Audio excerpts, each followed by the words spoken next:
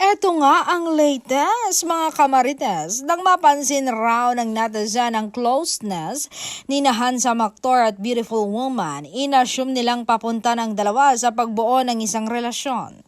True enough, ang dalawa sa huli ay natapos na magkasama. Ang kanilang relasyon ay positibong natanggap dahil ang mga kalagayan ng Hansa Mactor at Beautiful Woman ay hindi karaniwan.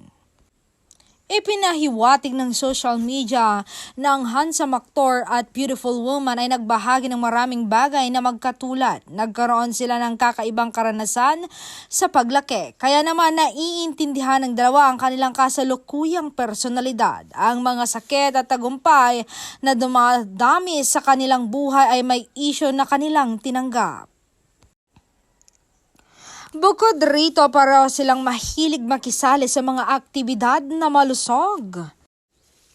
Bagamat marami ang nag-wish na maging forever ang dalawa, sadly ang signs na nagpakita na break na sila. Walang nakitang anunsyo o kahit na pagtanggal ng mga larawan ng isa't isa. Gayunpaman, ang kakulungan ng mga larawan ng Hansa Mactor at Beautiful Woman na magkasama ay sapat na para sa mga tagahanga na malungkot nang matapos ang isa pang relasyon.